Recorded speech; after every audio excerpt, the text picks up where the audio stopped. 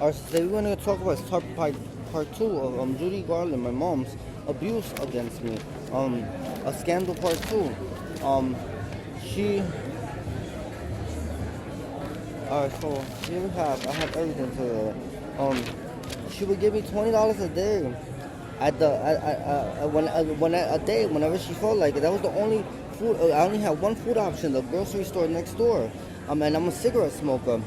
And the reason why I left the house when I left and I never came back again is because she stopped giving me money for the food and the cigarettes, and I'm a cigarette smoker, and I'd rather be in Manhattan and pick up a cigarette from the ground or ask for a cigarette. I'm a stressful person. I'm working on a million things.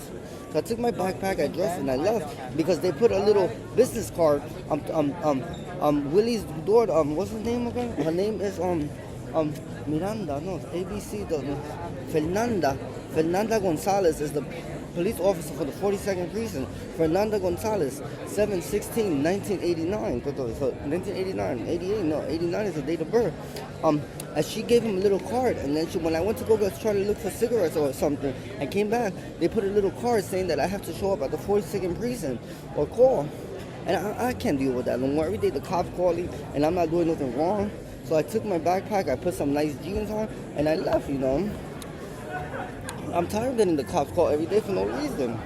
So that's all they would give me, and there was no food options.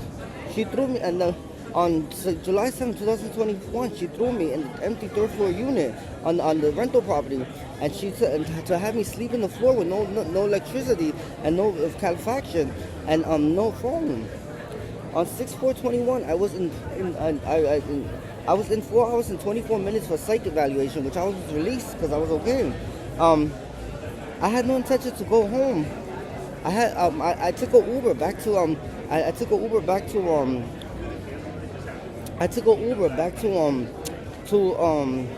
Linden Towers to my condo, but Tony was there. My only intention was to go to his unit and beat the living shit out of him. But to beat the living shit out of him, but he's too good at the game. He's good at the game. He would not open the door. He knew he was gonna get beat up. I was tired, so I took an Uber back to the rental property where my mom is at in the Bronx at 1450 Bryan Avenue, and I slept there for 3 days in a row. On the third day, she called the cops and had me removed from the home. I took an Uber to Times Square area, and I was gonna get a room at the Renaissance, but there was no availability at the Renaissance. So I then proceeded to take an Uber, and I stood at the Hilton in Newark Liberty Airport, and I ate downstairs, and I came and everything. So I was ready to go back home the following day, because I got treated the way I want to treat it.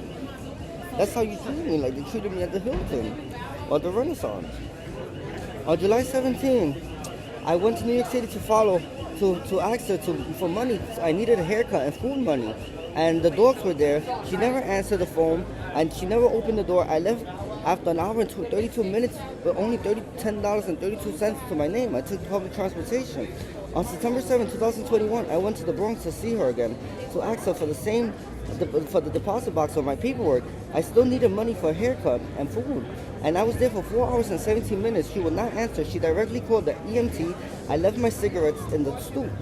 I left there, and when I left, she was handing over $200 bills to the EMT driver from the FDNY, who I know since April 7, 2012.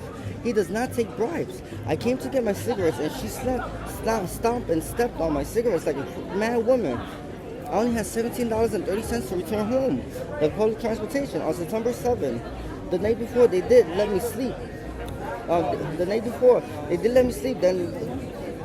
Then they didn't let me sleep. They were acting like they were dragging bodies all night till like 5, 6 in the morning, back and forth and going up my staircase little by little.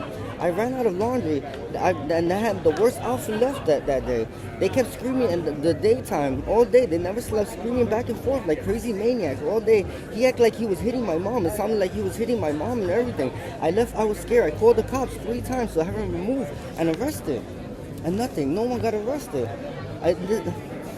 I went to West Farms and sat in the bench and cried for 47 minutes. Then sat inside the Section 2 West Farm Estates and cried for another 1 hour and 45 minutes. I called Jasenia to come to her unit, but she said she was busy at work and couldn't and wasn't there and never answered. So I guess she was prostituting. I ordered an Uber back to the Devil's house, to Tony's house, at 11:24 p.m. where I had a collector's knife. I was waiting to kill Willie, the illegal immigrant, hitting my mom all day.